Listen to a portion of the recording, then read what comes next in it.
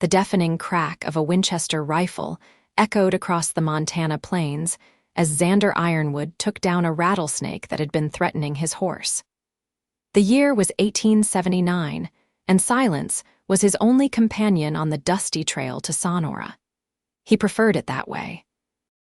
After 15 years of riding with various outlaw gangs and serving as a hired gun, the sound of human voices had become as irritating to him as the buzz of flies on a carcass. Dust caked his weathered face as he adjusted his hat against the setting sun. His dark eyes narrowed at the distant silhouette of Sonora, Montana, a town he'd deliberately avoided for years. Now, at 34, circumstances had forced his return. His brother's telegram had been clear. The family ranch was in trouble, and Xander was needed, whether he liked it or not. "Come on, Dante," he muttered to his black stallion, the only living creature whose presence he tolerated without resentment. The horse snorted in response, its hooves kicking up small clouds of dust as they continued their journey toward the town that held nothing but painful memories for Xander. The sun was beginning its descent as Xander approached Sonora's outskirts. The town had grown since he'd last seen it. New buildings had sprung up, and the main street was wider than he remembered. Progress, they called it. To him, it just meant more noise, more people, more reasons to stay away. He guided Dante toward the livery stable, ignoring the curious glances from townsfolk who didn't recognize the tall, intimidating figure dressed in black from head to toe.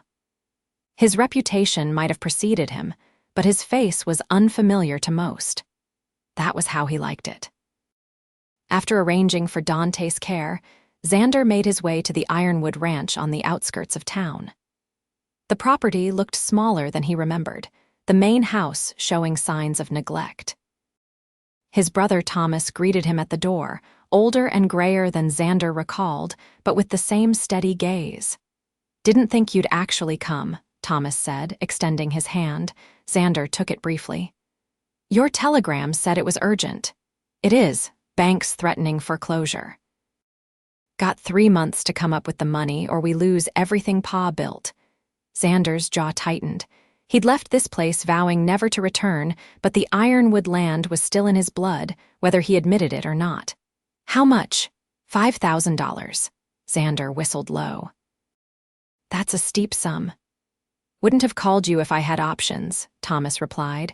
"There's a room ready for you, same one as before." Xander nodded, lifting his saddlebags. "I'll need to head into town tomorrow, see what work's available." "You could help here," Thomas suggested. "We're short-handed." "I'm not a rancher anymore, Tom. Haven't been for a long time." "What are you then?" Xander didn't answer as he climbed the stairs to his old room. What was he? A killer, some would say. A drifter, others might call him. But mostly, he was a man who had learned that words were often empty, and silence was the only truth he could rely on. The next morning, Xander rode into town earlier than most. The streets were quiet, shops just beginning to open. He tied Dante outside the sheriff's office and stepped inside, expecting to find Sheriff Miller, the man who'd run Sonora since Xander was a boy. Instead, he found a younger man with a neatly trimmed beard and keen eyes. "Can I help you?" the man asked, rising from his desk. "Looking for Sheriff Miller. Passed away last winter. I'm Sheriff Warren Davies now." He extended his hand, which Xander reluctantly shook. "And you are?" Xander Ironwood. The sheriff's expression changed slightly. "Thomas's brother. Heard you might be coming back. Heard other things, too." "Most of them probably true," Xander replied flatly. "I'm looking for work. Legitimate work," he added, noting the sheriff's skeptical look. "My brother's ranch is in trouble." Davies studied him for a moment. "There's a ranch outside town, the Griffin place." "Heard they're looking for someone who knows how to handle trouble. Owner's daughter runs it now. Her pa died last year, and there've been problems, rustlers mostly. Not interested in being a ranch hand. From what I hear, they need more than that. Someone who can track, who knows how to handle a gun, someone who can keep things quiet." Davies gave him a meaningful look. "Pay is supposed to be good." Xander considered it. Protection work wasn't new to him, though he usually found it in more lawless territories. Where's this place? East of town, about 5 miles. Big white house with a red barn. Can't miss it. Xander nodded his thanks and turned to leave. Ironwood, the sheriff called after him. I run a clean town. Whatever your past, it stays there as long as you stay on the right side of the law here. Won't be a problem, Xander replied. I prefer to keep to myself. He left the sheriff's office and mounted Dante, heading east out of town. The Griffin Ranch was indeed hard to miss, a sprawling property with a large white house set against the backdrop of rolling hills. The red barn was visible from a distance, as were the numerous cattle dotting the pastures. As he approached the main house, Xander noticed signs of prosperity mixed with neglect. The house itself was well maintained, but fences needed repair, and the bunkhouse looked like it could use fresh paint. A woman's domain now, he thought, recalling what Davies had said about the owner's daughter.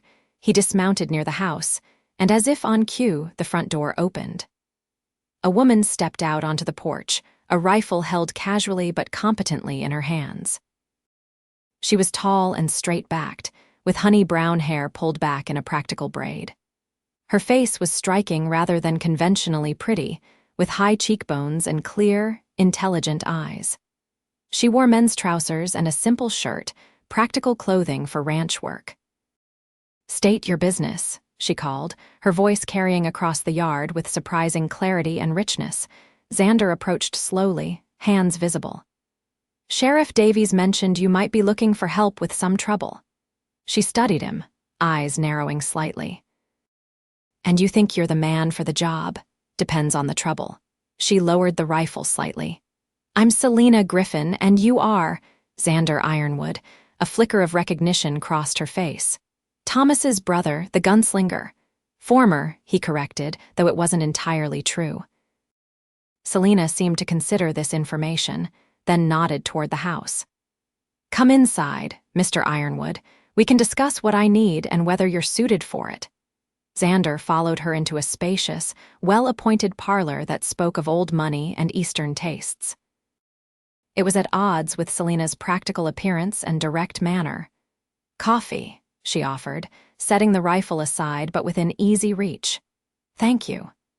She disappeared briefly into what he presumed was the kitchen, returning with 2 cups of strong, black coffee. She handed one to him and settled into a chair opposite. I'll be direct, Mr. Ironwood. I've lost 30 head of cattle in the past month. My foreman thinks it's the Blackwater gang operating out of the territory north of here, but we haven't been able to catch them in the act. Your men can't handle it, her expression tightened. I'm down to 4 ranch hands, 2 quit after my father died and 3 more left after the rustling started. They were good with cattle but not eager for gunfights. And your foreman, Cooper's loyal and capable, but he's getting older. We need someone who can track these rustlers, find where they're taking my cattle, and put a stop to it. She fixed him with a steady gaze. Sheriff Davies seems to think you have the skills needed. I do, Xander said simply, but I'm not looking for permanent work. My brother's ranch is in financial trouble. I need money to help him, then I'll be moving on. Fair enough. I'm offering $80 a month plus room and board. If you can stop the rustling and recover any of my cattle, there's a bonus in it for you. It was a generous offer, more than he'd expected. When do you need an answer? Now, she said firmly. I've lost enough time and cattle already. Xander considered the offer.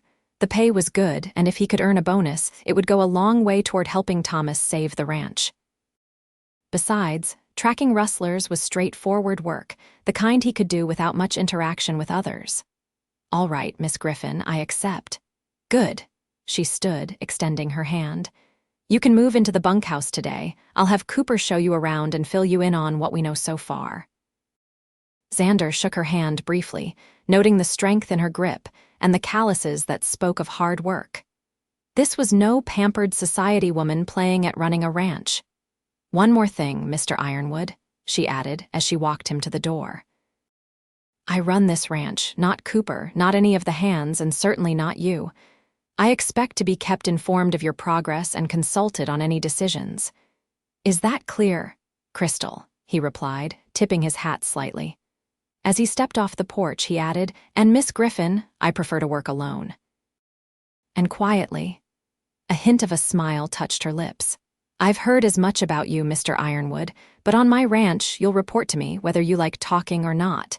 He gave a curt nod and returned to his horse. As he rode toward the bunkhouse, he couldn't help but notice the way her voice had resonated in the air even after she'd gone back inside. It had a musical quality, a clarity that cut through the ambient sounds of the ranch. It was, he realized with some discomfort, a voice that would be difficult to ignore. The bunkhouse was simple but clean, with 6 bunks, though only 4 showed signs of use. Xander chose an empty one near the door and set down his few belongings. He was adjusting his bedroll when a weathered man in his late 50s entered, eyeing him with undisguised skepticism. "You must be Ironwood," the man said, his voice gruff. "I'm James Cooper, foreman of the Griffin Ranch." Xander nodded in acknowledgement. "Miss Griffin said you'd show me around, fill me in on the rustling situation." Cooper crossed his arms. "Been losing cattle steady for about a month now, always from the north pasture, always at night. We've tried setting watches, but this land's too big and we're too few." Tracks. Heading north toward the Badlands, too rocky to follow far. Xander considered this. "I'll need a good look at where they've been taking the cattle, then I'll track them back to wherever they're holed up." Cooper's expression remained doubtful. "Just like that." "It's what I do," Xander replied simply. "When did you last lose cattle?" 3 nights ago, 10 head. "Show me." The 2 men rode out to the north pasture, Cooper pointing out where the fence had been cut and where they'd found tracks leading away. Xander dismounted, examining the ground carefully. Despite the passing days, he could still make out signs that told him what he needed to know. At least 4 riders, well organized, moving the cattle quickly and efficiently. "They know what they're doing," he observed. "Not amateurs." Cooper nodded grimly. "Been saying it's the Blackwater gang. They've been hitting ranches all through this territory. Mean bunch, led by a fella named Ellis Blackwater, used to run with the James gang before striking out on his own." Xander had heard of Ellis Blackwater, a brutal man with little regard for human life. If he was behind the rustling, things could get messy. "I'll need to follow the trail while it's still daylight," Xander said, mounting Dante again. "Alone?" Cooper asked, surprised. "Should take at least a couple men." "I work better alone," Xander replied flatly. "Tell Miss Griffin I'll report back by nightfall." Without waiting for Cooper's response, he urged Dante forward, following the faint trail that led north toward the Badlands. The tracks were several days old, but Xander had tracked men across deserts with less to go on. It was a skill he'd honed during his years as a bounty hunter, one that had kept him alive when others had died. The trail led into increasingly rocky terrain, making tracking more difficult, but not impossible. Cattle left distinct signs: broken brush, dung, occasional hoof prints in softer ground. By late afternoon, Xander had followed the trail to a hidden canyon tucked between 2 steep ridges. From his vantage point above, he could see a crude camp with several men moving about. A makeshift corral held what appeared to be at least 20 head of cattle, likely from the Griffin Ranch and perhaps others. He counted 6 men, all armed. If this was indeed the Blackwater gang, they were known to be ruthless. Taking them on alone would be risky, but Xander had faced worse odds. For now, he needed to gather information and return to the ranch. The sun was setting as he rode back into the Griffin Ranch yard. The main house glowed warmly in the dusk, lamplight spilling from the windows. As he dismounted, the front door opened, and Selena Griffin stepped onto the porch. "Mr. Ironwood," she called. "Any news?" He tied Dante to the hitching post and approached the house. "Found them," he said simply. 6 men camped in a canyon about 15 miles north. They have at least 20 head of cattle penned up. She motioned him inside. "Come tell me everything." In the parlor, Xander gave her a concise report of what he'd found. Selena listened intently, occasionally asking sharp questions that revealed her knowledge of the land and cattle operations. "So it is the Blackwater gang," she said when he'd finished. "Cooper was right." "Seems likely," Xander agreed. "I recognized one of them, a man called Solace who used to ride with Blackwater." "What's your plan?" she asked. "I'll go back tomorrow, observe them more carefully, see if Ellis himself is there. Once I know their full strength and routine, I'll decide how best to recover your cattle." Selena studied him, her expression unreadable. "And how exactly do you plan to recover 20 head of cattle by yourself, Mr. Ironwood? Even if you manage to deal with the rustlers, moving that many cattle alone would be nearly impossible." It was a fair point, and one he'd been considering. "I could create a diversion, scatter their horses, then drive the cattle out while they're occupied." "Or," she countered, "you could take Cooper and 2 of our hands with you. They can handle the cattle while you deal with the rustlers." Xander frowned. "More men means more noise, more chance of being spotted." "More men means a better chance of success," she insisted. Her voice took on that musical quality again, a resonance that seemed to fill the room. "This isn't just about stopping the rustlers, Mr. Ironwood. It's about recovering my cattle, my livelihood." There was something in her tone not pleading, but a quiet determination that made it difficult for him to maintain his usual stance. "Fine," he conceded reluctantly. "Cooper and 2 men, but they follow my lead exactly, or they stay behind." She smiled, a genuine expression that transformed her serious face. "Thank you, I'll have Cooper select his best men." She rose, moving toward the kitchen. "Have you eaten? I was just about to have supper." The invitation surprised him. "I should get back to the bunkhouse." "Nonsense. You've had a long day tracking, and we have details to discuss. I insist." Before he could protest further, she disappeared into the kitchen. Xander stood awkwardly in the parlor, unaccustomed to social interactions, especially with women. He preferred the straightforward nature of his solitary existence, tracking, hunting, occasional gunfights. Those things made sense to him. Dinner with a ranch owner who happened to be a woman with an unusually compelling voice did not. Selena returned moments later. "It's nothing fancy, just stew and biscuits. Come through to the dining room." The meal was indeed simple but well prepared. They ate mostly in silence at first, which suited Xander fine. But eventually, Selena began asking questions about his background, his experience with tracking and confronting outlaws. "Sheriff Davies mentioned you used to ride with some outlaw gangs yourself," she said, her direct gaze meeting his across the table. Xander stiffened. "That was a long time ago." "How long?" "I was 17 when I joined up with the Carter gang, left that life behind at 22. To become what? A bounty hunter," he nodded. "For a time, then hired protection for stagecoach companies, banks, private individuals who needed specialized help." "A gun for hire, but on the right side of the law," she observed. "Something like that." She seemed to consider this, taking a sip of her coffee. "And what brought you back to Sonora after all these years?" "My brother's telegram. The ranch is in trouble." "I'm sorry to hear that," she said, and she sounded genuinely concerned. "Thomas is well respected in town. He's had a run of bad luck with the drought last year and cattle prices dropping." Xander nodded, uncomfortable with the personal turn of the conversation. "The bank's threatening foreclosure. He has 3 months to come up with $5,000. Selena's eyes widened slightly. "That's a considerable sum." "Which is why I took this job," he said pointedly, hoping to end the discussion. She seemed to sense his discomfort and changed the subject. "Tell me more about your plan for tomorrow. What time will you leave? What supplies will you need?" They spent the next hour discussing strategy, with Selena offering insights about the terrain and her cattle that Xander found surprisingly useful. Despite his preference for working alone, he had to admit she knew her business well. As the evening wore on, Xander found himself reluctantly engaged by her intelligence and direct manner. She wasn't like most women he'd encountered. There was no coyness, no manipulation, just straightforward talk and clear thinking. And that voice of hers. It had a quality that made him want to listen, even when the conversation strayed into areas he normally avoided.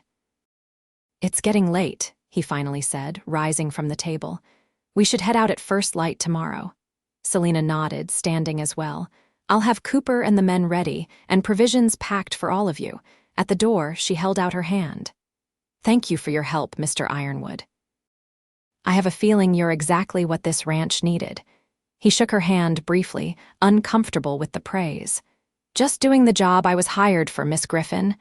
"Selena," she corrected him with a slight smile.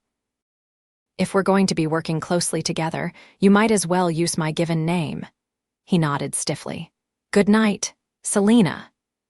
As he walked back to the bunkhouse in the darkness, Xander found himself replaying the sound of her voice in his mind. It had a melody to it, a rhythm that was unlike anything he'd heard before. For a man who valued silence above all else, he found this preoccupation with a woman's voice troubling. Cooper and the other hands were already asleep when he entered the bunkhouse. Xander removed his boots and gun belt, stretching out on his bunk fully clothed. Tomorrow would require focus and precision.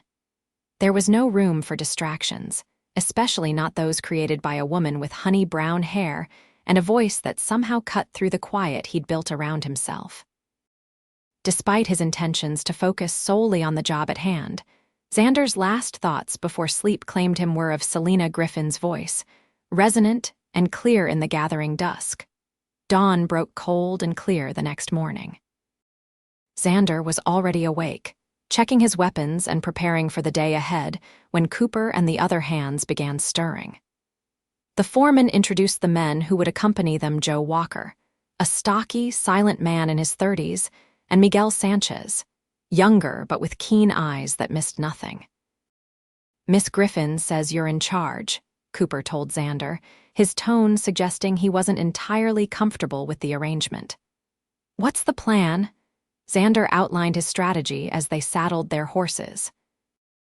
They would approach the canyon from different directions, with Xander going in first to neutralize the rustlers while the others prepared to drive the cattle out once he gave the signal. "No heroics," he warned them. "If something goes wrong, your priority is getting yourselves and Miss Griffin's cattle back safely."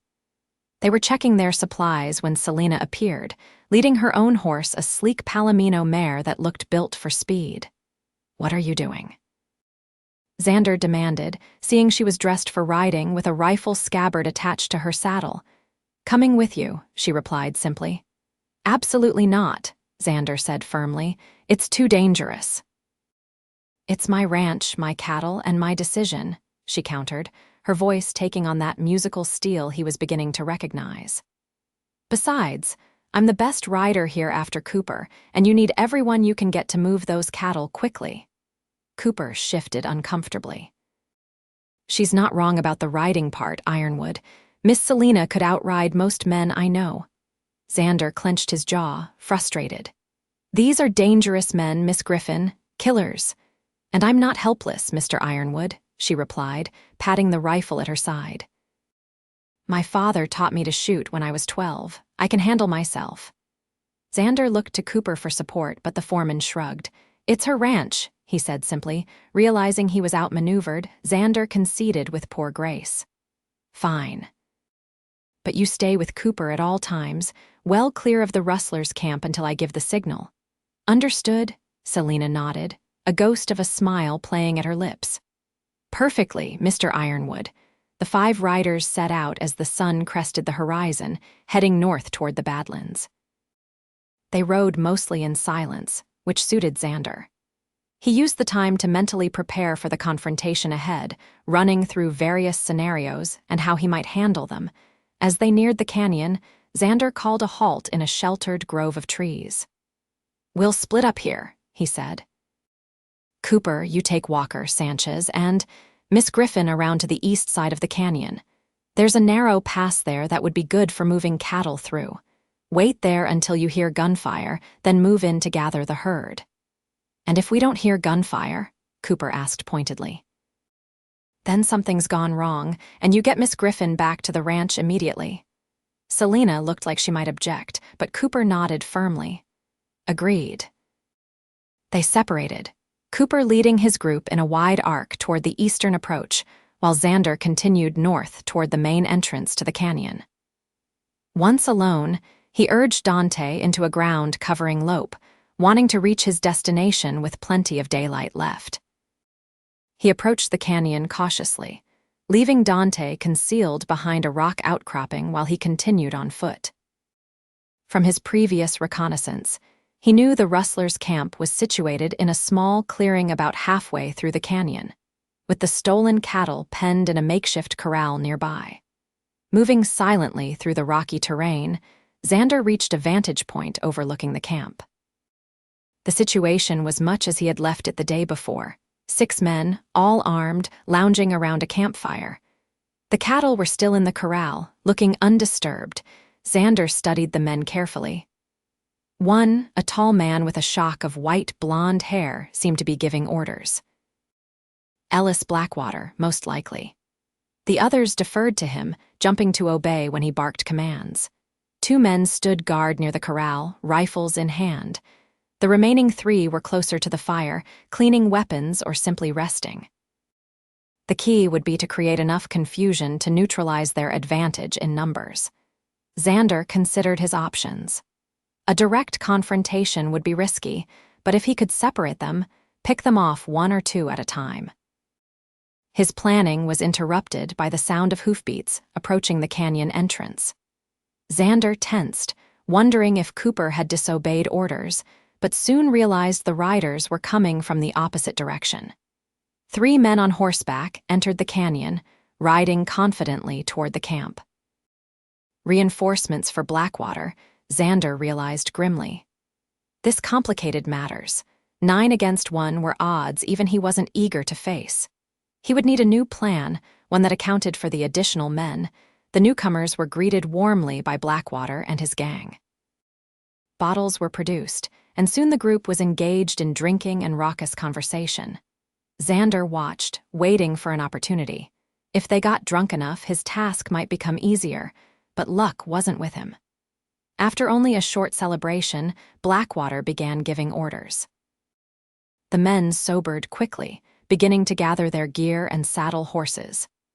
They were breaking camp, Xander realized. Planning to move the cattle soon, perhaps that very day, he needed to act now before they had a chance to leave with Selena's cattle. Retreating from his observation point, Xander moved quickly back to where he'd left Dante. He mounted and rode swiftly toward the eastern pass, where Cooper and the others would be waiting. He found them hidden in a stand of scrub pine, horses ground tied nearby. Cooper spotted him first, raising a hand in greeting. "Change of plans," Xander said without preamble. 3 more men just joined the gang. They're preparing to move out, probably today. 9 men, Cooper's face fell. That's long odds, even for you. "We don't have time to go back for reinforcements," Xander replied. "We need to hit them now before they leave with the cattle." He turned to Selena.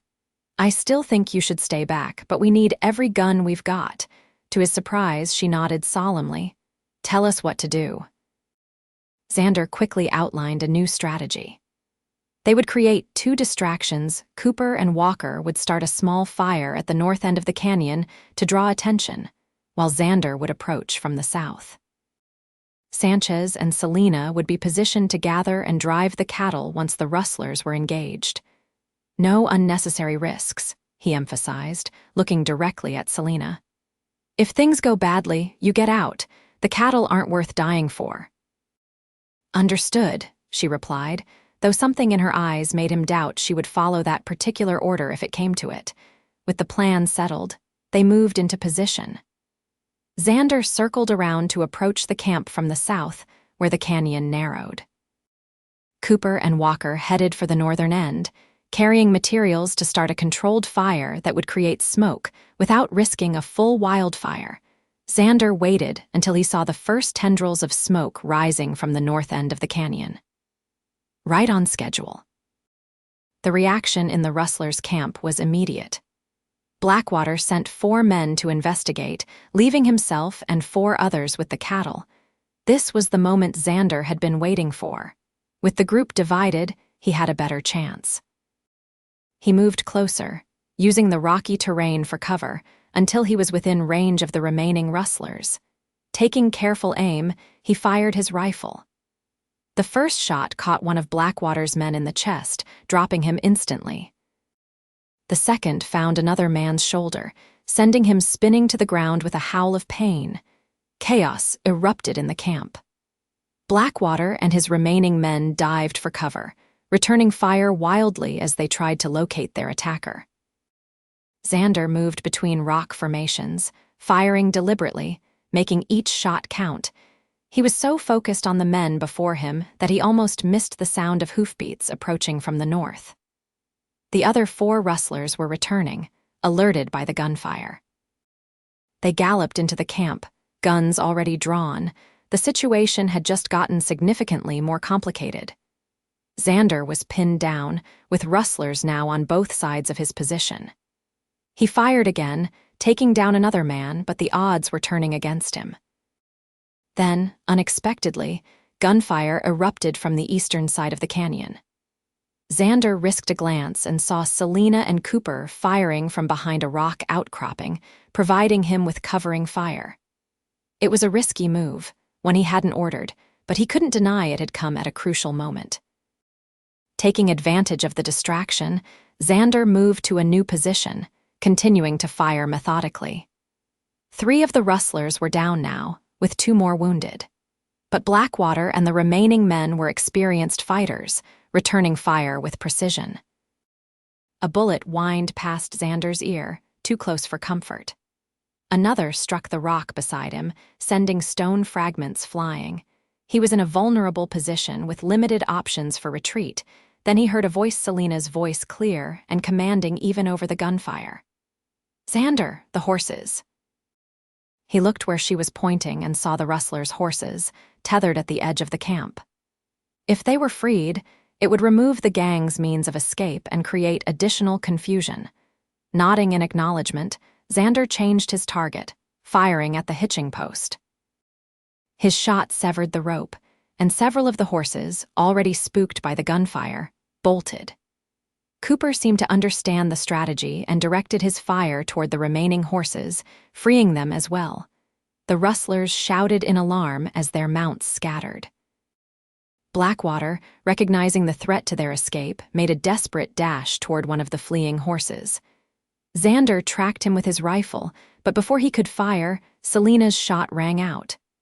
Blackwater stumbled, clutching his leg, then fell. With their leader down and their escape compromised, the fight went out of the remaining rustlers. 2 threw down their weapons, raising their hands in surrender. Another tried to flee on foot, but was quickly cornered by Walker and Sanchez, who had moved in from their positions. In the sudden silence that followed the gunfire, Xander emerged from his cover, rifle still ready. He approached Blackwater, who was writhing on the ground, blood seeping from a wound in his thigh. "Ellis Blackwater," Xander said coldly. "You've been busy, stealing from the ranches around here." Blackwater glared up at him, teeth gritted in pain. "Who the hell are you?" "Someone who was hired to stop you," Xander replied simply. He turned to Cooper. "Tie them up. We'll take them back to Sheriff Davies in Sonora." As Cooper and the others secured the prisoners, Selena approached Xander. Her face was flushed with excitement, her eyes bright. "That was quite a fight," she said, her voice still carrying that musical quality that had caught his attention during their first meeting. "You disobeyed orders," he replied, though there was less heat in his tone than he intended. "You were supposed to wait until the cattle could be safely moved. If we had, you might be dead now," she pointed out reasonably. "Sometimes plans need to change." Before he could respond, she moved past him toward the corral where her cattle were penned. The animals were agitated by the gunfire but appeared unharmed. "At least 25 head," she noted with satisfaction. "More than we thought." Xander watched her as she examined the cattle, speaking soothingly to the animals. Despite the danger they'd just faced, she moved with confidence, her voice calm and steady. It struck him then that her voice didn't just have a musical quality to it, it had power. The cattle responded to it, settling under her gentle commands. The men on her ranch responded to it. Even he, who had spent years cultivating an immunity to other people's words, found himself affected by it. The realization made him uncomfortable. He turned away, focusing instead on helping Cooper and the others secure the prisoners for transport. They found rope and used it to bind the rustlers' hands, then mounted them on their own recovered horses. "Walker, you and Sanchez take the prisoners back to town," Cooper directed. "Miss Griffin, Ironwood, and I will drive the cattle back to the ranch." It was a sensible division of labor.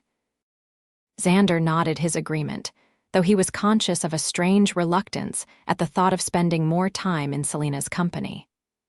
Her voice, her presence, created sensations he wasn't accustomed to, a kind of awareness that disrupted the silence he'd cultivated around himself. As Walker and Sanchez departed with the prisoners, Xander, Cooper, and Selena prepared to drive the cattle back to the Griffin ranch. The task was complicated by the rough terrain and the limited number of drovers, but Selena proved as skilled as Cooper had claimed. She rode with confidence, her clear voice directing the cattle with surprising effectiveness. The journey back was slow, with the cattle requiring frequent rest stops. By the time they reached the Griffin ranch, the sun was setting, painting the sky in hues of orange and purple. The cattle were herded into a pasture near the main house, where they would be counted and examined more thoroughly the next day. Exhausted but satisfied, the three riders unsaddled their horses in the stable.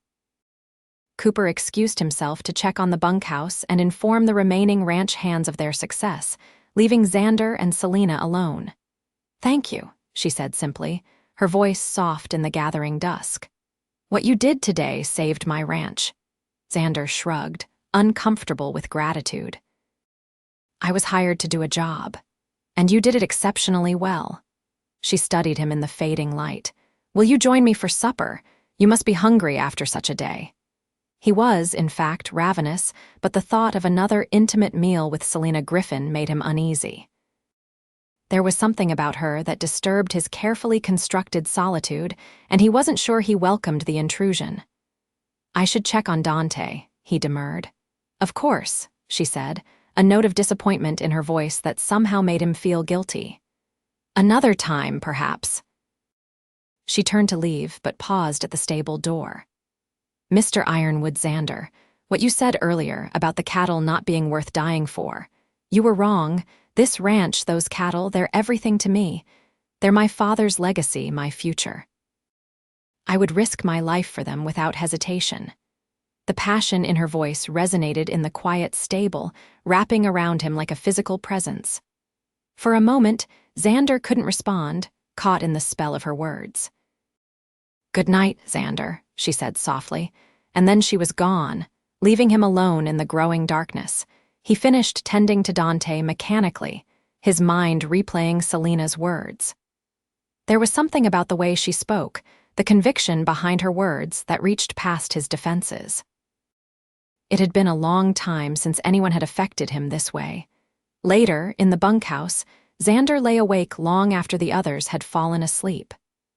The day's events kept replaying in his mind: the gunfight, the captured rustlers, the recovered cattle. But most persistently, he remembered Selena's voice calling his name during the fight, clear and commanding over the chaos of gunfire. It had cut through everything else, reaching him when nothing else could have. For a man who had spent years cultivating silence and solitude, this was a disturbing realization. Selena Griffin's voice had found a way past his defenses, and he wasn't sure how to rebuild them. The next morning, Xander rose early and headed to the main house. Despite his misgivings, he needed to discuss his plans with Selena. With the rustlers captured and the cattle recovered, his job at the Griffin ranch was essentially complete. He should collect his pay and move on, find other work to help Thomas save the family ranch. He found Selena in the kitchen, preparing breakfast. The domestic scene was unexpected. Somehow he'd imagined she would have a cook or housekeeper for such tasks. "Good morning, Xander," she greeted him, looking up from the stove where she was frying bacon. "I hoped you'd join me for breakfast." "Cooper told me Walker and Sanchez returned last night. The prisoners are safely in Sheriff Davies' custody." "Good," he replied, oddly disconcerted by the casual use of his first name. "Miss Griffin, Selena," she corrected with a smile. "After yesterday, I think we're well past formalities." "Selena," he amended, "I came to discuss my employment. With the rustlers caught and your cattle recovered, my job here is done." She turned from the stove, her expression thoughtful. "Is it? The Blackwater gang had friends. What's to stop them from seeking revenge, or other rustlers from targeting my ranch once word gets out that Ellis Blackwater has been captured?" It was a valid point, one that had occurred to Xander as well. "You could hire a permanent ranch hand with gun experience. Or I could retain the services of someone who's already proven his value," she countered, dishing up 2 plates of bacon and eggs. She set them on the table and gestured for him to sit. "Join me, please. We can discuss terms." Reluctantly, Xander sat. The food smelled delicious, and he realized he was hungry despite his discomfort with the situation. "I'm offering you a position as my ranch foreman," Selena said without preamble. "Cooper is retiring at the end of the month. His rheumatism is getting worse, and he wants to move to town to be closer to the doctor. I need someone who understands ranching but can also protect my interests." Xander stared at her, genuinely surprised. "I'm not a rancher anymore."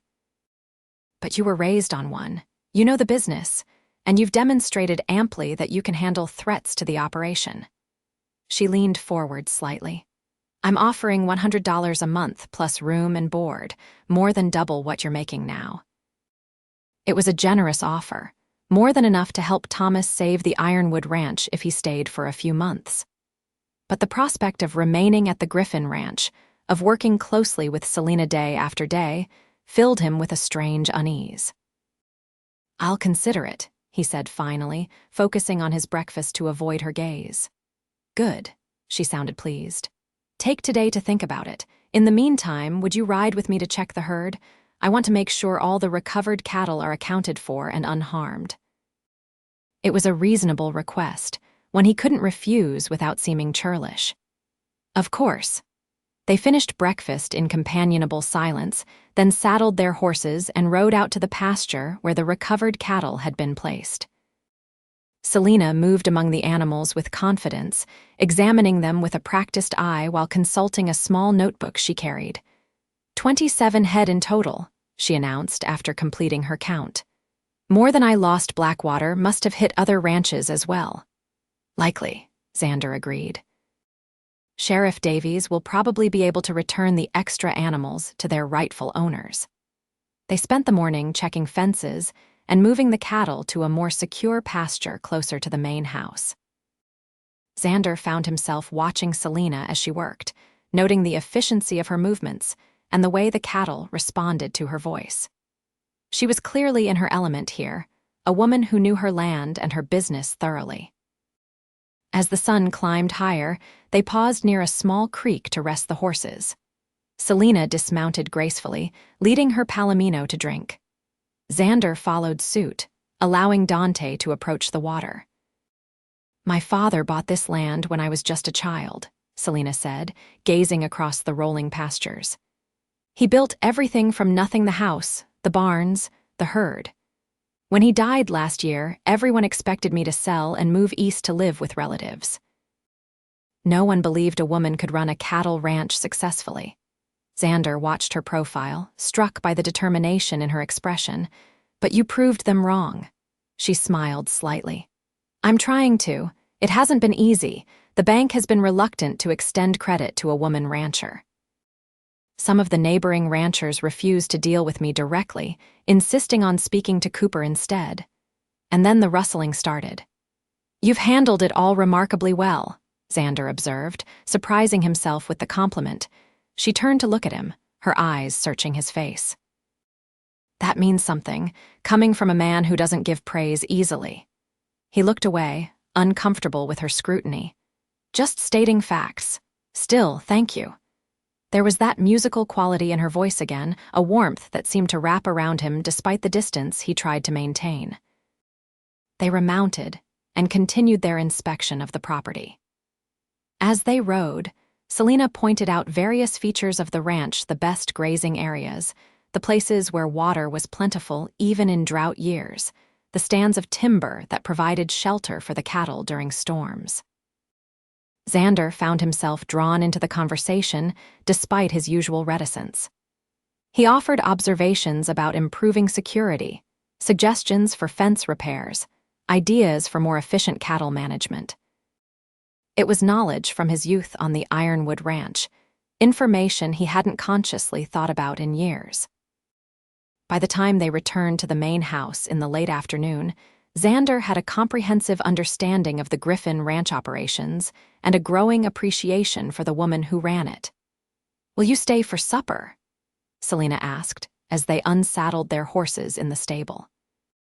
This time, Xander didn't immediately refuse. The day had been pleasant in a way he hadn't experienced in a long time. Selena's company wasn't intrusive or demanding. She seemed to understand his preference for silence, filling it with conversation when appropriate, but also respecting it when it wasn't. "I should check in with Thomas," he said instead. "Let him know about the situation with the rustlers. Of course. Perhaps tomorrow, then." He nodded, surprised to find he was actually considering it. Perhaps. The ride to the Ironwood Ranch took less than an hour. Thomas was in the barn when Xander arrived, mending a saddle with the careful attention to detail that had always characterized his work. "Heard you caught those rustlers," Thomas said by way of greeting. "Town's talking about it. Sheriff Davies seems to think you're some kind of hero." Xander shrugged, uncomfortable with the praise. "Just doing what I was hired for. Still."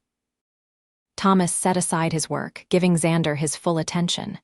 "Miss Griffin must be pleased. She's offered me a position as her foreman. Cooper's retiring soon." Thomas's eyebrows rose in surprise. "Permanent work, that's not usually your style." "It's good pay," Xander replied defensively. "Enough to help with the ranch debt if I stay a few months." His brother studied him thoughtfully. "Is that the only reason you're considering it?" Xander frowned. "What other reason would there be?" "I don't know," Thomas said with a hint of a smile. "Maybe you like the Griffin place." "Or its owner." "Don't be ridiculous," Xander scoffed, though he felt an unaccustomed warmth in his face. "It's just a job, if you say so." Thomas returned to his saddle repair, still smiling slightly. "Selena Griffin is quite a woman, from what I hear. Smart, determined, not afraid to speak her mind." "She talks too much," Xander muttered, though even to his own ears, the complaint lacked conviction. Thomas laughed outright at that. "Coming from you, that's practically a compliment. Most people barely get a word out of you." Xander chose not to respond, instead changing the subject to discuss the details of Thomas's financial situation. The conversation turned to practical matters: how much was needed to satisfy the bank, what assets could potentially be sold, what other options might be available. By the time Xander left to return to the Griffin Ranch, the sun was setting, painting the sky in shades of gold and crimson. He rode slowly, his mind turning over the decision he faced. Taking the position as Selena's foreman made practical sense. The pay was excellent, the work was something he understood, and it would allow him to help Thomas save the family ranch. But there was more to it than that, whether he wanted to admit it or not. There was Selena herself, her intelligence, her determination, the musical quality of her voice that somehow penetrated the silence he'd built around himself. She was disruptive in a way that both unsettled and intrigued him. The bunkhouse was quiet when he returned, the other hands already asleep or at least pretending to be. Xander removed his boots and gun belt, stretching out on his bunk fully clothed. Sleep, however, proved elusive. His mind kept returning to Selena, the way she rode with such confidence, the clarity of her thinking about ranch operations, the resonance of her voice in the gathering dusk. It had been years since a woman had occupied his thoughts this way. Years since he'd allowed anyone to disturb the solitude he'd cultivated. The realization was unsettling. Xander had spent so long avoiding connections, avoiding anything that might compromise the silence and isolation that had become his refuge. Now, a woman with honey-brown hair and a voice like music was threatening to dismantle those careful defenses. He turned restlessly on his bunk, trying to focus on practical considerations. The job offer was generous. It would help Thomas. It made sense to accept it, regardless of any other factors. With that rationalization firmly in mind, Xander finally drifted into an uneasy sleep, dreaming of a voice that called to him across vast, empty spaces. The next morning, Xander rose early and made his way to the main house. He found Selena in the parlor, reviewing ledgers with a pencil tucked behind her ear. She looked up as he entered, her expression brightening. "Good morning, Xander. Have you had breakfast?" "Yes, in the bunkhouse," he replied. "I came to give you my answer about the foreman position." She set aside the ledger, giving him her full attention. "And I accept," he said simply. "With one condition, that I can leave after 3 months if your ranch is secure and running smoothly. My brother needs the money to save our family property, but once that's done, I don't plan to stay in Sonora." If his condition disappointed her, Selena didn't show it. She nodded thoughtfully. "That seems fair. 3 months will get us through the fall roundup, which is when we're most vulnerable to rustlers. Cooper can stay on until then to help with the transition." She extended her hand, and Xander took it, noting again the strength in her grip. "Welcome aboard, Mr. Foreman." The corner of his mouth twitched in what might have been the beginning of a smile. "Thank you, Miss Griffin." And so began Xander's tenure as foreman of the Griffin Ranch. Cooper, rather than resenting his replacement, seemed relieved to have someone capable taking over his responsibilities. He spent the next weeks showing Xander the details of the operation, the breeding records, the grazing rotation, the financial aspects of running a successful cattle ranch. Xander absorbed it all with the same intense focus he brought to tracking or shooting. Some of it was familiar from his youth on the Ironwood Ranch, but much had changed in the years he'd been away. Modern breeding techniques, new markets, improved methods for managing large herds all were areas where he had to update his knowledge. Throughout it all, Selena was a constant presence. She rode with him daily, checking different parts of the ranch, discussing plans and problems, offering insights based on her intimate knowledge of the land. Unlike many ranch owners who left the day-to-day operations entirely to their foreman, she was involved in every aspect of the business. At first, Xander found her constant company challenging. He was accustomed to long periods of solitude, to making decisions without consultation, to the comfort of silence. Selena's presence, and especially her voice, with its musical quality that seemed to fill whatever space they occupied, disrupted the quiet he'd cultivated for so long.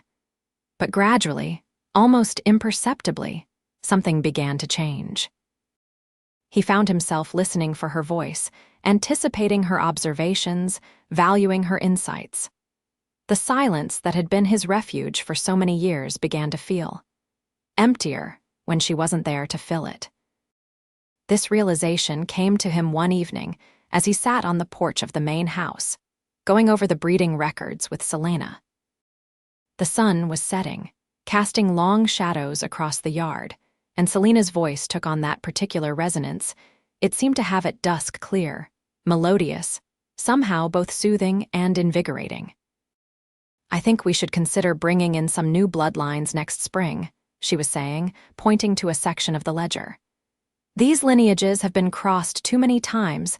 We need fresh stock if we want to maintain quality." Xander nodded, studying the records. "Agreed. There's a breeder in Wyoming who has excellent Hereford bulls. Could be worth the investment." "Exactly what I was thinking," she said, smiling. "Great minds, it seems." He looked up, caught by something in her tone. She was watching him with an expression he couldn't quite interpret, warm, certainly, but with a hint of something more, something that made his chest tighten unexpectedly. "Selena," he began, then stopped. Unsure what he'd been about to say, she waited, her eyes still on his face. "Yes."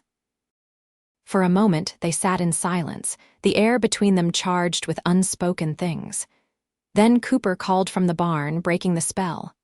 "Miss Griffin, got a telegram from the cattle buyer in Kansas City."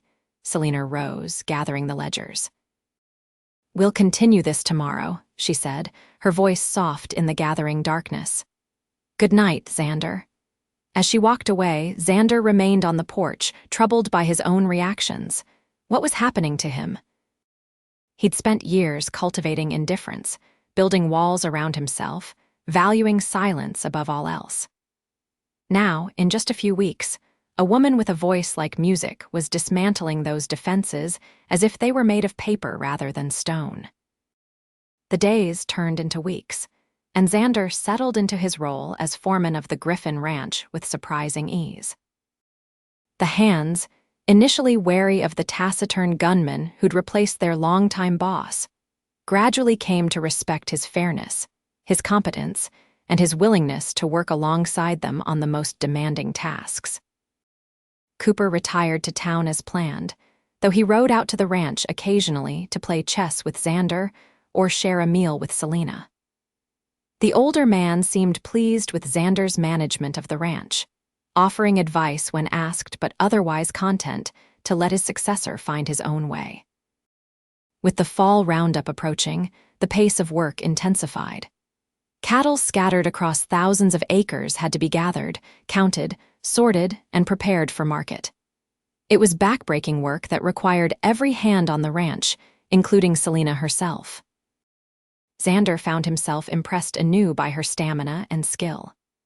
She rode from dawn till dusk alongside the men, her clear voice cutting through the dust and noise to direct operations with precision. By the end of each day, she was as dirt-covered and exhausted as any of them, but she never complained, never sought special treatment. One evening, as they tallied the day's count by lantern light in the barn, Xander noticed how tired she looked. Dark circles shadowed her eyes, and she swayed slightly on her feet as she recorded numbers in the ledger. "You should rest," he said, his voice gruffer than he intended. "This can wait until morning." She shook her head, stubborn as always. "We need to know where we stand. The buyer from Kansas City arrives in 3 days, and I want to be certain of our numbers." "You won't be able to negotiate effectively if you collapse from exhaustion," he pointed out reasonably. She looked up at him, a hint of amusement in her tired eyes. "Is that concern I hear, Mr. Ironwood?" He frowned, uncomfortable with her teasing. "It's practical. The ranch needs you at your best." She didn't seem convinced by his explanation. "Well, practical or not, your concern is noted. I'll finish this tally, then rest. I promise." Xander nodded, satisfied. "I'll check the north pasture one more time before turning in. Cooper mentioned a section of fence that might need repair. At this hour, it's nearly dark." "I know that land," he replied with a shrug.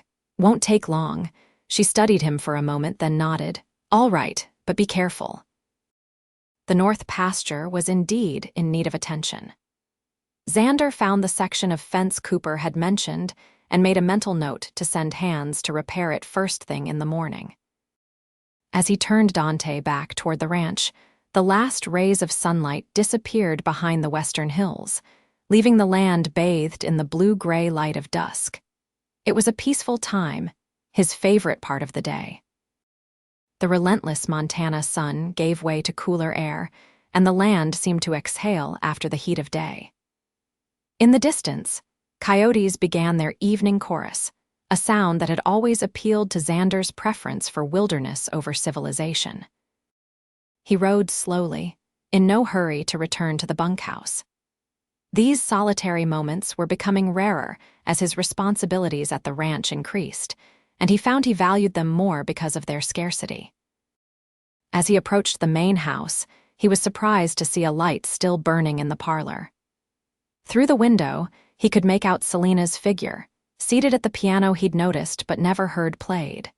She appeared to be simply sitting there, not playing, just resting her hands on the keys. Curious, Xander dismounted and approached quietly. He had nearly reached the porch when she began to play a simple, melancholy tune that drifted out into the evening air like a tangible thing. And then she began to sing. If Xander had thought her speaking voice was musical, her singing voice was utterly transformative. Clear, pure, with a depth of emotion that stopped him in his tracks, it filled the night air with a beauty so unexpected that he found himself unable to move, unable to do anything but listen. The song was one he didn't recognize, something about lost love and enduring hope, about finding light in darkness. But it was the voice, not the words, that held him transfixed. It resonated with something deep within him, something he'd thought long buried under years of solitude and silence. When the song ended, Xander remained motionless, caught in the spell of what he'd heard. He might have stood there indefinitely if Dante hadn't snorted softly, breaking the moment. Selena looked up, startled by the sound. She saw him standing there in the gathering darkness and rose from the piano bench, moving to the door. "Xander," she called softly, stepping onto the porch. "Is everything all right?" He approached slowly, suddenly self-conscious about having eavesdropped on what was clearly a private moment. "The fence in the north pasture needs repair," he said, falling back on practical matters. "I'll send men in the morning." She nodded, waiting as if she knew there was more he wanted to say. "I heard you singing," he admitted finally. "I didn't mean to intrude." "You didn't," she assured him. "I was just—" She hesitated, then shrugged slightly. "Sometimes I need to let the music out. My mother taught me to play and sing. It was her piano, one of the few things my father brought west when they married. After she died, he couldn't bear to hear it, but he couldn't bear to part with it either." "You play beautifully," Xander said, the words feeling inadequate for what he'd experienced. She smiled, a touch of melancholy in the expression. "Thank you. I don't do it often. Too many demands on my time and—" She trailed off, looking past him into the darkness. "And," he prompted, surprising himself with his interest. She met his eyes again. "And it's lonely sometimes. Music wants to be shared." The simple statement hung in the night air between them, fraught with implications Xander wasn't sure he was ready to consider. He found himself wanting to respond, wanting to say something that would erase the sadness in her eyes, but the words wouldn't come. Instead, he did something that surprised them both. He extended his hand to her, a silent invitation. Selena looked at his outstretched hand, then at his face, her expression questioning. After a moment's hesitation, she placed her hand in his and allowed him to lead her back inside to the piano. "Play again," he said quietly, his voice rough with emotions he didn't fully understand. "I'd like to listen if you're willing to share." Her smile then was like the sunrise, gradual but transformative, lighting her face from within. She seated herself at the piano, and Xander took a chair nearby, close enough to watch her hands on the keys, but not so close as to intrude on her space. She began to play again, a different song this time, something gentle and hopeful, with a melody that seemed to weave around his heart like a spell. When she began to sing, Xander closed his eyes, letting the music wash over him, letting her voice fill the silence he'd cultivated for so long. It should have been uncomfortable, this intrusion into his carefully constructed solitude. Instead, it felt like a homecoming he hadn't known he was seeking. They stayed like that for over an hour, Selena playing and singing, Xander listening with an attention he usually reserved for tracking prey or watching for danger. She played songs he recognized from his youth and others that were unfamiliar, some joyful and quick-paced, others slow and contemplative. When she finally stopped, the silence that fell between them was different from any Xander had experienced before, not empty, but full, charged with unspoken thoughts and new awareness. "It's late," Selena said softly, closing the piano. "We should both rest. Tomorrow will be demanding." Xander nodded, rising from his chair. "Thank you," he said simply, hoping she understood all he couldn't express. From her smile, she did. "Good night, Xander." He left the house and walked to the bunkhouse in a kind of daze, his mind filled with the echoes of Selena's voice, his usual appreciation for silence temporarily suspended. Something fundamental had shifted inside him tonight, something he wasn't sure he could or wanted to reverse. For the first time in years, the silence that had been his refuge felt incomplete, lacking the music he'd discovered in Selena Griffin's voice at dusk. The next few days were a whirlwind of activity as the ranch prepared for the Kansas City buyer's arrival. Cattle were driven in from the far pastures, counted, sorted by age and quality, and held in pens near the main ranch buildings. The hands worked from dawn to dusk, with Xander and Selena overseeing every aspect of the operation. Despite the physical demands of the work, Xander found himself more alert, more engaged than he had been in years.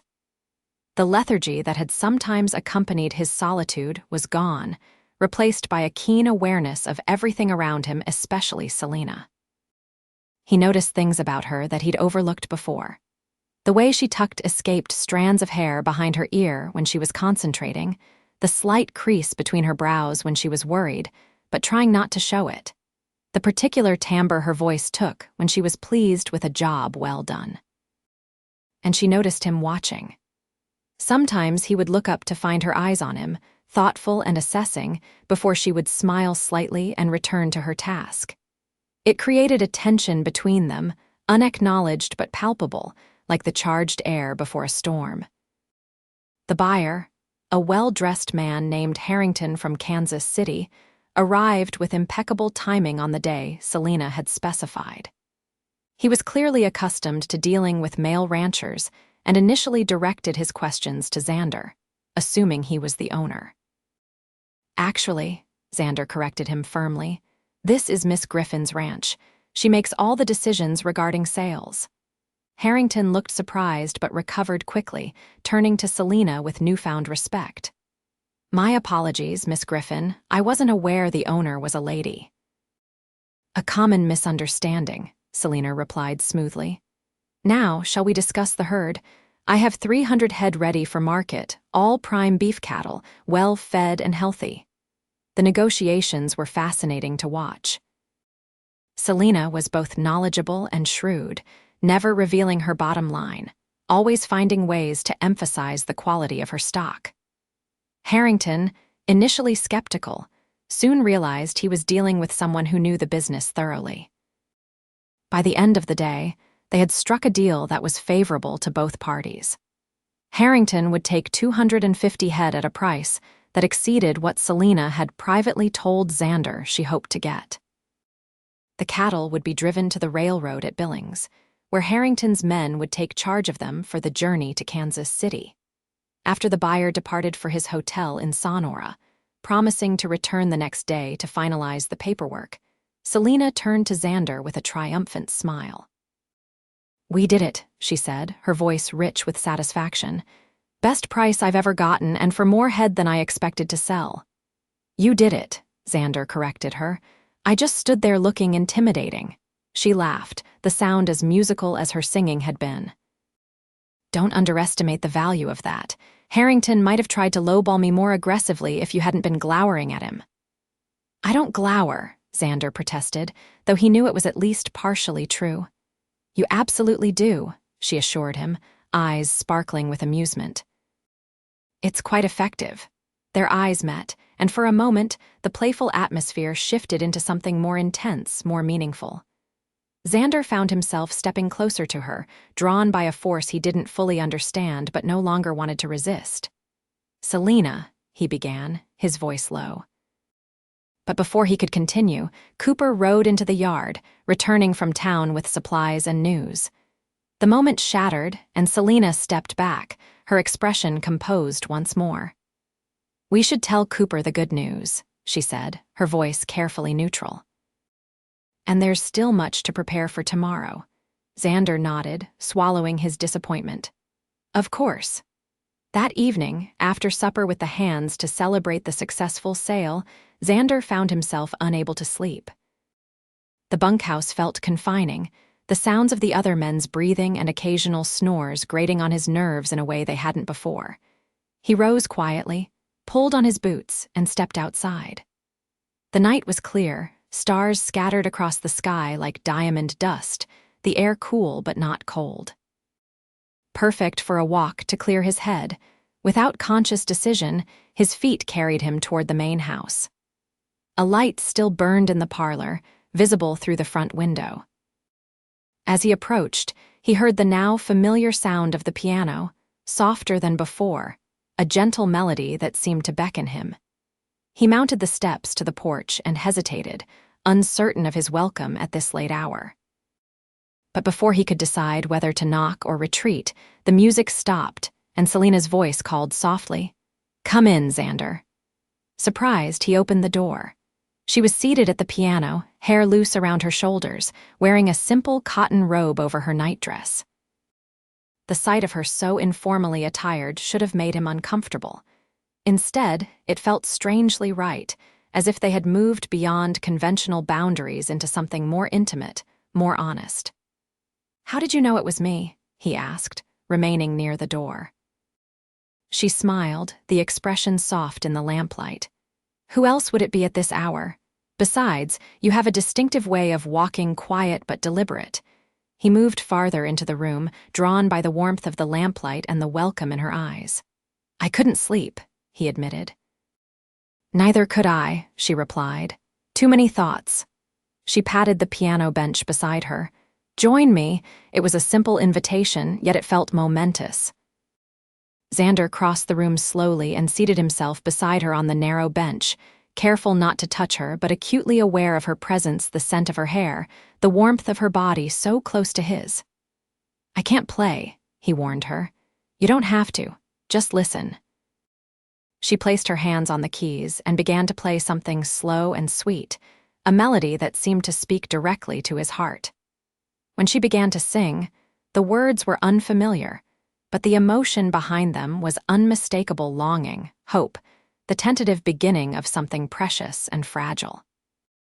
Xander watched her hands on the keys, the graceful movement of her fingers, the way she swayed slightly with the music. When the song ended, she let her hands rest on the keys, not looking at him. "That was beautiful," he said softly. "It was my mother's favorite," she replied, her voice equally quiet.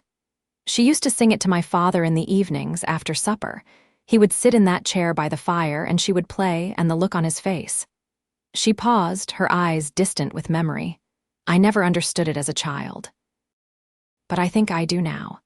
She turned to look at him then, her face so close to his that he could see the flecks of gold in her brown eyes, the slight tremble of her lips. "Selena," he said, his voice rough with emotion. "I'm not the man you think I am. I've done things. Lived a life that's left marks, scars that won't heal." "I know who you are, Xander," she replied, her voice steady and sure. "I see you more clearly than perhaps you see yourself." "I've spent years in silence," he continued, needing her to understand. "Avoiding people, connections, anything that might disturb the quiet I've built around myself." "And now?" she asked softly. He looked at her, this woman whose voice had somehow penetrated the silence he'd cultivated for so long. "Now I find myself listening for your voice," he admitted. "Missing it when it's not there." She lifted a hand to his face, her touch gentle on his weathered cheek. "For so long, I thought my voice, my music, was just echoing in emptiness. No one to hear it, no one to understand what it meant to me." Her eyes searched his. "Until you listened." Really listened. The distance between them seemed to vanish, and Xander found himself leaning toward her, drawn by a force as inevitable as gravity. Their lips met in a kiss that was gentle at first, tentative, then deepening with a hunger that surprised them both. When they finally parted, breathless, Xander rested his forehead against hers, eyes closed, overwhelmed by the intensity of what he was feeling.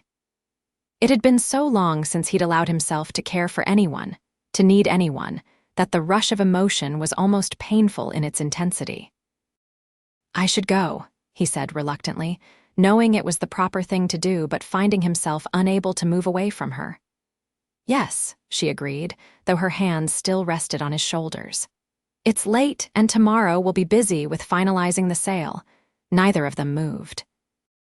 Selena's hands slid up to frame his face, her touch both comforting and electrifying.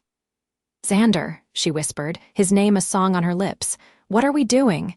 He covered her hands with his own, turning to press a kiss to her palm. I don't know, he admitted. I only know that your voice. It found something in me I thought was lost, something I've been running from for years. She smiled, the expression both joyous and vulnerable. Then perhaps we should stop running. It was an invitation, a promise, a challenge all in one. Xander hesitated, a lifetime of caution warring with the newfound need to be close to her, to hear her voice, to share the silence that had once been his only companion, in the end. It was that thought, the sharing of silence, rather than its jealous protection, that decided him. He stood, gently helping her to her feet as well. Tomorrow, he said, his voice firm with decision. After the sale is finalized and the cattle are on their way, we'll talk then about everything, she nodded, understanding in her eyes. Tomorrow, she agreed. He left her at the parlor door, making his way back to the bunkhouse through the star-studded night.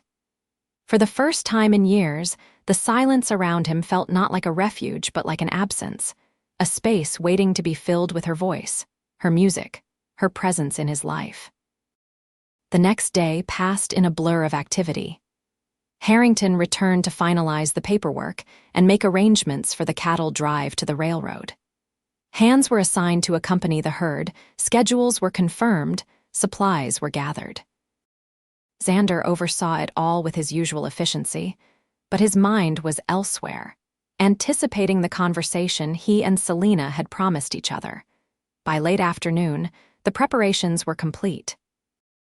The cattle would leave at dawn the next day, with 4 of the ranch hands accompanying them to Billings. Harrington departed for town, satisfied with the transaction, and the ranch slowly settled into its evening routine. Xander found Selena in her office, completing the final paperwork for the sale. She looked up as he entered, her smile warm but slightly nervous. Everything's ready for tomorrow, he reported, closing the door behind him. Walker will lead the drive. He knows the trail to Billings well. She nodded, setting aside her pen. Thank you. It's a relief to have this sale completed successfully. There was a moment of awkward silence, neither of them quite sure how to bridge the gap between their professional relationship and the personal connection that had been growing between them. Would you like to walk? Selena suggested suddenly. It's a beautiful evening and I've been indoors all day. I'd like that, Xander agreed, grateful for the suggestion. They left the house and walked toward a small rise behind the barn, a spot that offered a view of much of the ranch property. The sun was beginning its descent, casting long shadows across the pastures and turning the distant mountains gold and purple. For a while, they simply stood in companionable silence, watching the changing light. Then Selena spoke, her voice blending harmoniously with the evening sounds around them. When my father died, everyone expected me to fail, she said, her gaze still on the distant horizon. A woman alone, trying to run a cattle ranch in Montana territory, it seemed impossible. Even I had moments of doubt. Xander listened, sensing she needed to share this part of herself with him. But this land, these cattle, they're more than just property to me. They're my heritage, my future. I couldn't give up, couldn't let my father's dream die. She turned to face him. That's why the music became so important. It was my way of remembering who I was beneath all the responsibilities and challenges, my way of speaking to myself when there was no one else who would listen. And now, he asked quietly, her eyes met his, clear and direct. Now I find myself wanting to share that music. To be heard, not just as a rancher or a businesswoman, but as myself. Xander took a step closer to her, close enough to see the hope and uncertainty in her expression. I've spent most of my life avoiding connections, he admitted. After I left Sonora, after the things I did and saw. Silence became my refuge. The fewer words I exchanged with others, the fewer complications in my life. He reached out, tentatively taking her hand in his. "But your voice, it cut through that silence, made me realize what I'd been missing." Selena's fingers tightened around his. "And what is that, Xander?" "Life," he said simply. "Real life, not just existence, connection, purpose beyond mere survival." The sun touched the horizon, bathing them in golden light. Selena's eyes shimmered with unshed tears, but her smile was radiant. "I never expected you," she said softly. "When I hired a gunman to catch rustlers, I thought I was getting protection for my ranch. I never imagined."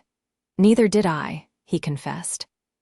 "I came back to Sonora for my brother's sake, took this job for the money to save his ranch. I didn't expect to find." He paused, searching for the right words, to find music in the silence. Selena stepped closer, eliminating the space between them. "What happens now?" she asked, her voice barely above a whisper. "You said you'd only stay 3 months until Thomas's ranch was secure." It was a question Xander had been asking himself since their kiss the previous night. He had always been a drifter, uncomfortable staying in one place for too long. But now, the thought of leaving, of returning to his solitary existence without Selena's voice to fill the silence, was unexpectedly painful. "I don't know," he admitted. "I made a promise to Thomas. I need to keep it." "Of course," she agreed, though he could see the disappointment in her eyes. But after that, he took a deep breath, committing himself to a path he had never expected to take. "After that, if you still want me here, I'd like to stay. As your foreman, yes, but also as more, if that's what you want." The joy that suffused her face was answer enough, even before she spoke. "It's what I want, Xander, more than I can say." As the sun dipped below the horizon, painting the sky in shades of pink and gold, Xander drew Selena into his arms. Their kiss was tender at first, then deeper, a promise and a declaration all in one.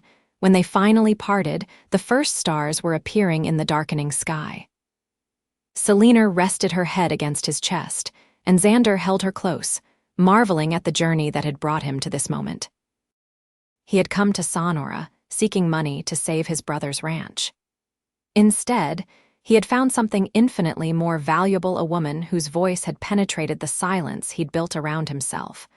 A woman who had shown him that true connection was not something to fear, but to cherish. In the gathering dusk, with Selena in his arms and her voice in his heart, Xander Ironwood finally understood what he had been missing all these years. Not silence, but its perfect counterpoint, the music of a life fully lived, a heart fully engaged, a love fully embraced. And as the stars appeared one by one in the vast Montana sky, he made a silent vow to never again retreat into the solitude that had once been his refuge. For he had found something better, the harmony of 2 lives joined together, creating a music more beautiful than either could make alone. The 3 months that followed were the happiest of Xander's life. The fall roundup was completed successfully, with most of the cattle either sold or secured in winter pastures close to the main ranch buildings. As the weather turned colder, the pace of work slowed, allowing more time for Xander and Selena to deepen their relationship. In the evenings, after the day's work was done, they would often sit in the parlor by the fire. Sometimes Selena would play the piano and sing, her voice filling the room with a warmth that matched the flames in the hearth. Other times they would simply talk, sharing stories of their pasts, their hopes for the future. Xander found himself speaking more than he had in years, drawn out by Selena's genuine interest and her ability to listen as attentively as she spoke. He told her about his youth on the Ironwood Ranch, about the disagreements with his father that had driven him away, about the years spent riding with outlaw gangs, and the gradual realization that he wanted something better for himself. In turn, Selena shared stories of her childhood on the Griffin Ranch, of her Eastern-born mother who had never quite adapted to the harsh Montana climate, but had loved her husband enough to stay, of her father's determination to build something lasting in this wild country. "He would have liked you," she told Xander one evening as they sat on the porch, watching the first snow of winter dust the yard with white. Not at first, perhaps, but eventually. He valued competence and honesty above all else. What about your mother? Xander asked, his arm around her shoulders to ward off the chill. Selena smiled, leaning into him. She would have been enchanted by the romance of it all, the taciturn gunman with a troubled past, reformed by love. Her expression grew more serious, but she would have worried, too. She always hoped I would marry someone with a more conventional background, a businessman or a rancher from a respectable family. Like Thomas, Xander suggested, only half joking. She laughed, the sound bright in the cold air. Actually, your brother did come calling a few times after my father died. He's a good man, but, Xander prompted when she hesitated. She turned to look at him, her eyes warm with feeling. But he wasn't you. He didn't understand the music. It was a simple statement, but it encompassed everything that had drawn them together, his unexpected response to her voice. The way her singing had broken through the silence he'd cultivated for so long, the harmony they had found together. As the promised 3 months drew to a close, Xander rode to the Ironwood ranch to speak with Thomas. His brother had been using the money Xander sent to negotiate with the bank, and by working together, they had managed to secure an extension on the loan that would save the family property. So, Thomas said as they sat in the kitchen of the Ironwood ranch house, your 3 months at the Griffin place are almost up. You planning to stay on? Xander nodded, watching his brother's reaction carefully. If that's all right with you. I know we talked about me helping here once the immediate financial crisis was resolved. Thomas waved a hand dismissively. The ranch is secure now, thanks to your help. I can handle the rest. He studied Xander with knowing eyes. Besides, I have a feeling your reasons for staying have more to do with Selena Griffin than with ranching. Xander couldn't deny it. She's special, he admitted, the understatement making Thomas chuckle. I should say so, if she's got you talking in complete sentences and actually showing expressions on that stone face of yours. Thomas's teasing was good-natured, without malice. I'm happy for you, brother, truly. There's something else, Xander said, reaching into his pocket. He withdrew a small velvet pouch and emptied its contents onto the table, a gold ring set with a small but perfect diamond. It was Mother's. Father gave it to me before he died, said I should have it if I ever found a woman who could put up with me. Thomas picked up the ring, examining it in the lamplight. It's a fine piece. Selena will be honored to wear it. He returned the ring to Xander, clapping him on the shoulder. You're doing the right thing, Xander. For once in your life, you're not running away from happiness. Xander tucked the ring back into its pouch, oddly moved by his brother's approval. I've been doing that too long, he acknowledged. Running from connections, from anything that might complicate my life. And now I realize that some complications are worth embracing. Thomas laughed outright at that. Well, marriage is certainly a complication, but one I hope you'll find rewarding. His expression grew more serious. Does Selena know about your past, all of it? Xander nodded. I've told her everything, the gangs, the bounty hunting even. He hesitated, then continued, even the men I've killed. She deserves the truth. And she accepts it, she does. She says the past is important, but it's what we do with the present that defines us. Thomas smiled, pleased. She's a wise woman, your Selena. Hold on to her. I intend to, Xander replied, and for perhaps the first time in his adult life, he was absolutely certain of his course. He returned to the Griffin ranch the next day, the precious ring secured in his pocket. The weather had turned bitter, with a north wind bringing the promise of a significant snowfall. The hands were busy ensuring all the livestock was properly sheltered, and that enough firewood was stacked near the buildings to last through any potential storm. Selena met him at the barn, concern evident in her expression. How was Thomas? Is everything settled with the bank? Xander nodded, helping her unsaddle her horse. She'd been checking on a group of pregnant heifers in the south pasture, making sure they were ready for the coming storm. The ranch is secure. The bank has agreed to more favorable terms on the loan, and with the money I've been able to send, Thomas has enough to make payments through the winter. Relief softened her features. I'm so glad.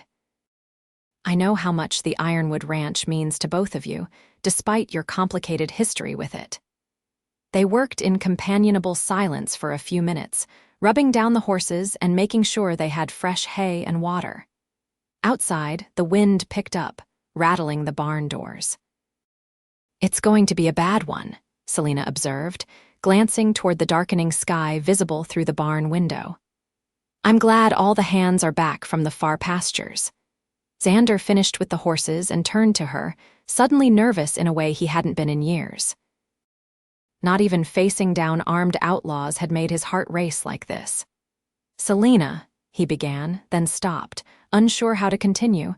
She looked at him expectantly, her head tilted slightly in that way she had when she was curious about something.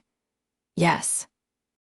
The barn was hardly the romantic setting he'd envisioned for this moment, but somehow it felt right.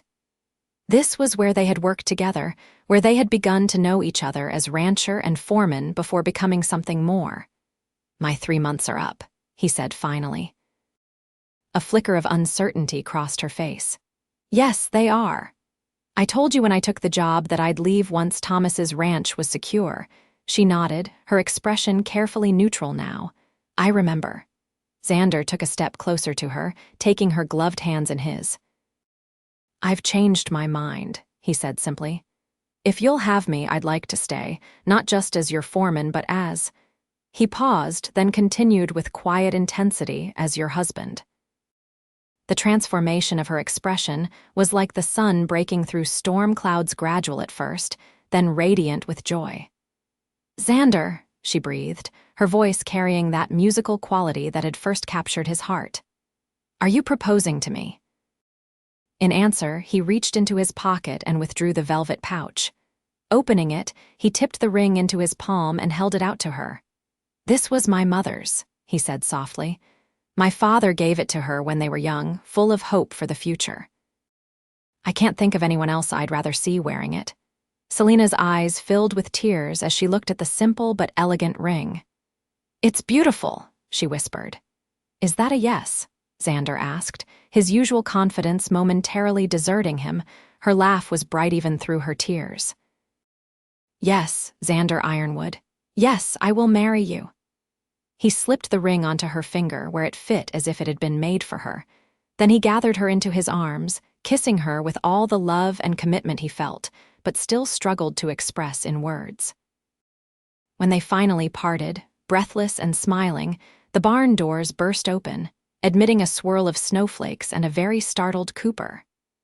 Sorry to interrupt, the former foreman said, taking in the scene with raised eyebrows, but the storm's coming in faster than expected. Miss Griffin, you might want to, he stopped, noticing the ring glinting on Selena's finger. A slow smile spread across his weathered face. Well now, seems congratulations are in order. Selena laughed, her cheeks flushed with happiness. Thank you, Cooper, we were just coming to the house. I'll tell the boys to break out that bottle of whiskey they think I don't know about, Cooper replied with a wink.